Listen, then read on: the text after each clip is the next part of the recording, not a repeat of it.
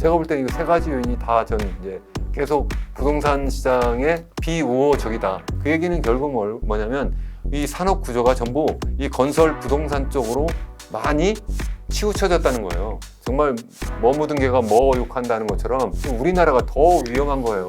소위 이제 영끌이한 이제 젊은 우리 세대가 제일 걱정이에요. 저는 그 정책 담당자들한테는 꼭 묻고 싶어요. 나중에 책임질 수 있느냐.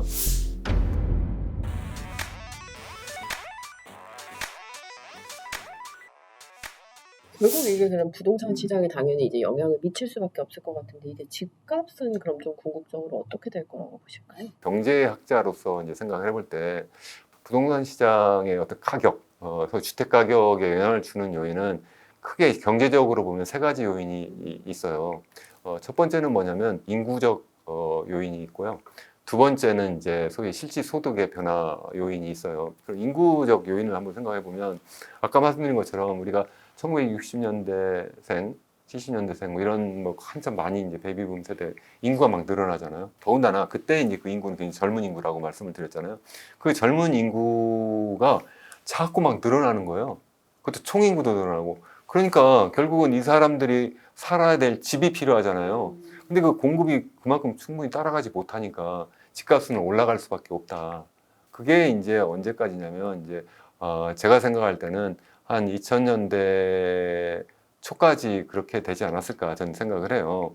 두 번째 요인이 바로 뭐냐면 이제 소위 실질소득의 이제 증가 요인인데 그 실질소득도 아까 말씀드린 것처럼 뭐 우리나라의 그 GDP 실질 성장률이 거의 두 자릿수였었다고 그랬잖아요. 적어도 80년대, 90년대까지 굉장히 거의 뭐 한 자릿수라도 한 자릿수 후반 이렇게 굉장히 전 세계적으로 보면 초고도 성장을 계속 해왔단 말이죠. 그러니까 그 국가의 실질소득, 실질 GDP가 상승했다는 건 개인들에게 돌아가는 실질소득도 그만큼 증가했으니까 결국 당연히 사람들이 그러면 내가 집 없던 사람도 내 집 사고 싶고 내 현재 갖고 있던 집도 더 키워가고 싶고 또 현재 있는 집도 더 좋은 집으로 옮기고 싶으니까 주택수가 계속 늘어나서 결국 부동산 가격이 계속 상승했다는 얘기예요. 그렇게 돼가지고 이게 한 2000년대 초까지 그렇게 됐는데 이게 한 2010년대 특히 이제 2017년 뭐 18, 한 중후반부터 사실 제가 아까 말씀드린 서울 우리 아파트 기준으로 보면 한 3배 정도 가까이 이렇게 올랐다 이렇게 말씀드렸는데 그렇게 올라간 요인은 제가 볼 때는 첫 번째 인구적 요인은 전혀 아닌 거예요. 두 번째로 경제 성장 요인도 보면 아니잖아요. 계속 줄어들었잖아요. 그럼 왜 그래 됐냐면 유동성 때문에 첫 번째 그렇다는 거고 두 번째는 이제 경제적 요인은 이제 유동성이 특히 이제 2020년 코로나 터지면서 급격하게 이제 전 세계적으로 많이 풀려 나가니까 똑같은 물건은 똑같은 양이 있는데 그걸 살 사람도 똑같이 있고 소득도 똑같은데 돈만 많이 풀면 어떻게 되죠? 당연히 돈이 두 배로 풀리면 두 배로 그 가격이 높아지는 수밖에 없는 거잖아요. 그러한 이제 유동성 효과가 있는데 그거 플러스 해가지고 이제 그게 이제 세 가지 요인이잖아요. 아까 제가 말씀드린 것처럼 인구적 요인 그리고 이제 실질 소득 요인 그리고 세 번째로 유동성의 어떤 요인이 있는데 네 번째고 이제 비경제적 요인이 바로 뭐냐면 정부의 정책인 거예요. 이 정부 정책이 제가 볼 때는 뭐 지난 정부부터 시작해서 현 정부까지 계속 잘못하고 있다 저는 생각을 해요. 그래서 뭐 현 정부 들어서도 이제 지난해 후반부터 시작해가지고 갑자기 이제 부동산 가격이 막 떨어지니까 이게 막 거의 역전세도 나고 부동산 개발업체들이 뭐 부도 위기 막 빠지고 여러 가지 실제 뭐 연체율이 막 금융기관에서 뭐 또 제2금융권에서 막 늘어나고 하니까 갑자기 이제 겁이 이제 많이 난 거죠. 정부 입장에서 생각하면 이렇게 돼가지고 갑자기 이제 부동산 시장이 폭락하게 되면 이게 혹시 이제 전면적인 금융 시스템의 위기로 이제 번질까봐 소위 이제 부동산 시장의 어떤 연착륙을 유도하기 위한 조치로 이제 여러 가지 이제 조치를 했잖아요. 특례 보금자리론부터 해서 뭐 특례 무슨 역전세 뭐 대출도 하고 뭐 최근에 와가지고는 뭐 DSR을 뭐 이렇게 좀 우회하는 방법으로 뭐 50년 만기 뭐 주택담보 대출도 뭐 실시하는 또 거기에 더 덧붙여가지고 그런 제도를 넘어가지고 시중은행에게 가상금리를 최대한 낮춰라 뭐 이렇게 하는 그러한 여러 가지 막 조치를 막 취하니까 그러한 정책 효과로 이게 최근에 약간 이제 부동산 가격이 살아나는 것처럼 보이는데 과연 그게 계속 될 수가 있겠느냐? 그거는 이제 여기 우리 그 이 기자님이나 아니면 이 방송을 보시는 분들이 스스로 판단하셔야 될 것 같아요. 제가 볼 때는 이 세 가지 요인이 다 전 이제 계속 부동산 시장의 비우호적이다. 근데 이제 여러분들이 판단해 보세요. 그게 맞을까? 우호적이라 생각하시면 이제 부동산 투자를 더 하시는 거고요. 플러스에서 그 현 정부 아니 앞으로 이제 미래 정부가 계속 부동산 시장을 계속 띄울 거야 이렇게 생각하시면 이제 계속 사셔야 되는데 저는 안 그럴 거라고 생각을 하거든요. 그렇게 할 수가 없을 거다. 저는 그렇게 생각을 하기 때문에 부동산 시장이 상당히 그 하향 안정 추세로 가지 않을까. 전 그런 생각이고 경우에 따라서는 큰 충격이 또 올 수도 있지 않을까. 폭락 얘기해 주셨는데 집값 이제 부채발로 부동산이 이제 폭락할 경우에 어떤 분이 가장 위험할까요? 아무래도 제일 많이 투자한 사람이 제일 위험할 거고요. 그러니까 아까 말씀드린 것처럼 우리나라 그 가계 자산 중에 한 14.4% 정도 되더라고요. 한 이 정도가 지금 부동산에 지금 투자되어 있는 거예요. 이게 어느 정도 높으냐면 미국 같은 경우나 뭐 일본 같은 경우 한 30% 내외예요. 선진국들은 다 30% 내외고요. 비슷한 나라가 하나 있어요. 중국. 중국의 부동산이 차지하는 그 가계 자산에서 부동산 자산이 차지하는 게 거기도 한 75%인데 중국 자료를 보면 볼수록 이건 중국 얘기를 할 게 아니라 지금 정말 뭐 묻은 개가 뭐 욕한다는 것처럼 지금 우리나라가 더 위험한 거예요. 여러 가지로. 하다못해 지금 뭐 가계부채 아까 제가 200%라고 했는데 중국 같은 경우는 이제 100%도 안 되거든요. 한 80%도 안 돼요. 가계부채가.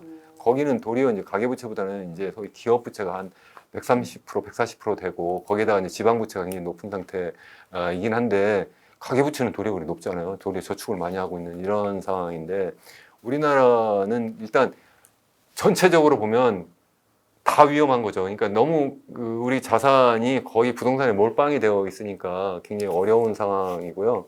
뭐 주식의 일부 뭐 넣고 있는 상황인데 그것도 만약에 우리나라 경제가 본격적인 뭐 예전처럼 IMF라든가 뭐 1980년도에 그런 경제 위기가 오면 뭐 주식 시장도 같이 이제 크게 출렁거릴 테니까 뭐 그것도 이렇게 안전한 자산은 아닌 거죠. 그러니까 사실 일단 부동산 먼저 얘기하면 전반적으로 다 위험한 누구나 다 집을 갖고 있으니까 그렇지만 내 한 채 갖고 있는 거는 뭐 떨어져도 그만 올라도 그만 이렇게 생각할 수 있으니까 괜찮은데 소위 이제 영끌이한 이제 젊은 우리 세대가 제일 걱정이에요.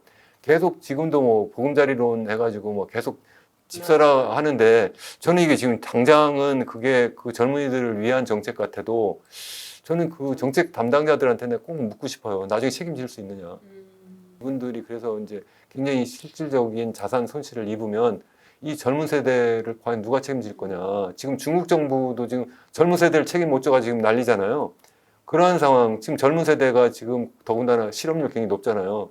굉장히 역설적으로 지금 인구 고령화되니까 뭐 노인 인구가 많이 퇴장하는데 그러니까 젊은 인구 새롭게 진입하는 사람이 적는데 왜 일자리는 부족하지? 굉장히 역설적인데 이게 뭐 여러 가지 뭐 스토리가 있긴 한데 아무튼 지금 이렇게 뭐 지금 우리나라도 그 젊은이들의 그 실업률이 뭐 중국처럼 높지 않다고 하는데 소위 얘기하는 그 불안정한 그 일자리 여러 가지 뭐 이 소위 얘기하는 인턴이라든가 뭐 그 여러 가지 임시직들이 굉장히 많잖아요. 그러한 직들을 생각하면 그렇게 지금 안정적인 그런 일자리를 갖고 있지 않은 이러한 젊은이들이 현재 그 부동산에 지금 뭐 한 2017년 이후에 막 3배 막 올라가면서 엄청나게 거기에 동참했거든요. 여기에 빠지면 뭐 내가 혼자 나만 나고 하는 게 아니야? 이렇게 돼가지고 너도 나도 막 다 덤벼들었는데 그게 지난 정부 그렇게 해서 그것 때문에 어떻게 보면 정권이 바뀌었다고도 많은 사람들이 생각을 하는데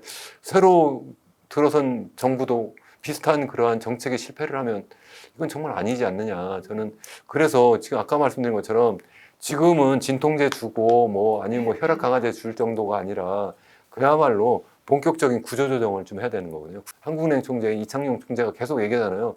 뭐 GDP 대비 가계부채 80% 밑으로 떨어져야 된다. 이런 얘기를 계속 하는데 이게 뭐 그냥 우리가 순수한 뭐 금융기관으로부터 빌린 부채만 해도 한 105% 정도 되는데 그걸 80%까지 낮추기 위한 노력을 해야 되는데 그러려면 얼마나 힘들겠어요, 당연히.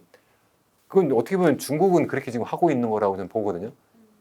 정부가 의도적으로도 지금 부동산으로 쏠린 그러한 여러 가지 경제 구조를 좀 더 첨단 산업 쪽으로 이렇게 돌리기 위한 그러한 노력을 좀 하고 있는데 그렇지 않는 것 같아서 좀 걱정입니다. 왜 그러냐면 이게 개인적으로도 이제 크게 한번 터지면 엄청난 그러한 피해자들이 나타날 뿐만 아니라 국가적으로도 그렇게까지 되지 않아도 계속 가계부채가 늘어나면 무슨 문제가 있냐면 소위 얘기하는 그 부채의 슈퍼사이클이라는 얘기 뭐 들어보셨는지 모르겠는데 그 부채가 이제 계속 늘어나게 되면 그래가지고 이제 어느 순간 이제 자산 가치가 이제 떨어지게 돼버리면 내 부채의 실질 규모는 더 늘어나잖아요. 내 자산 대비 부채 규모가 더 늘어나니까 사람들이 다 소비를 줄일 수밖에 없는 거예요. 소비가 줄어들면 총수에서 차지하는 비중이 엄청나게 크잖아요.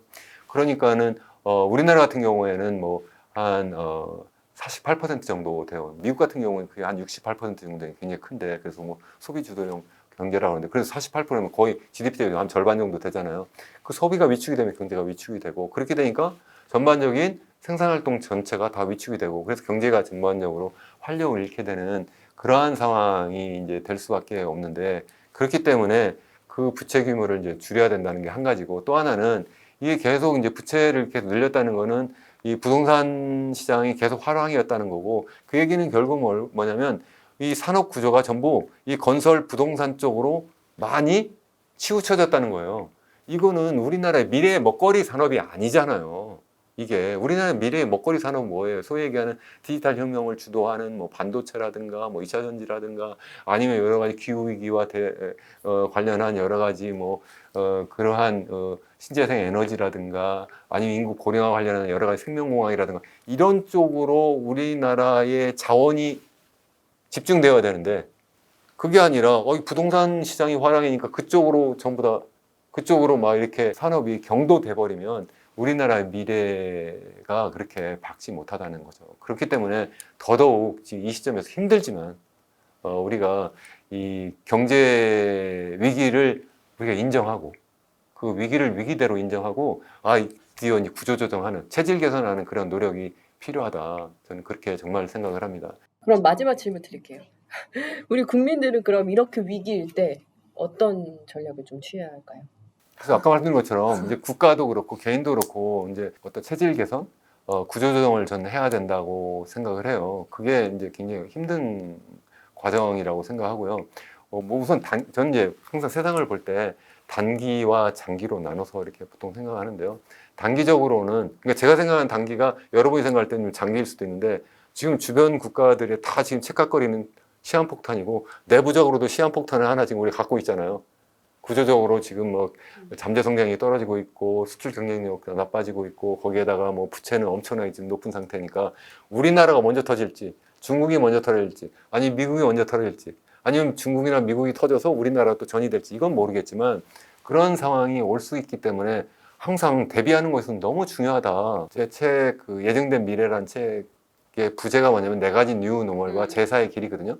거기서 얘기하는 4가지 뉴 노멀이 뭐냐면 첫 번째 우리 호모사피엔스 인류가 꼭 우리나라가 아니에요. 전 세계 인류를 보면 호모사피엔스 30만 년 역사에서 지금 세 번째 초거대 혁명을 하고 있다는 거예요. 그게 1000년 전에 농업혁명, 그리고 얼마 전까지 있었던 산업혁명, 그리고 지금의 디지털 혁명. 일부는 지금 디지털 혁명은 4차 산업혁명이라고 하는데 이건 산업혁명이 아니에요. 저희 소위 얘기하는 뭐 여러 가지 뭐 반도체라든가 뭐 AI라든가 뭐 아니면 뭐 여러 가지 뭐 그 정보통신 기술과 관련된 소위 디지털 기술 혁명이거든요. 그래서 이 디지털 혁명이라고 보는 거고 그렇기 때문에 사람들이 산업사회 디지털 사회로 전환한다 이렇게 얘기를 하잖아요. 또 하나는 소위 고령화 사회로 바뀌고 있다. 노인 사회로 바뀌고 있다는 거고 세 번째는 양극화 사회로 바뀌고 있다. 그럼 네 번째 마지막은 기후 위기를 우리가 겪고 있다. 이게 4가지인데 이런 큰 4가지의 거대한 흐름 이것을 우리가 이해하고 여러분들이 실생활도 하고 투자도 해야 된다. 위기에 대한 다양한 이야기 해주셨습니다. 이현은 교수님이셨습니다. 감사합니다. 네, 감사합니다.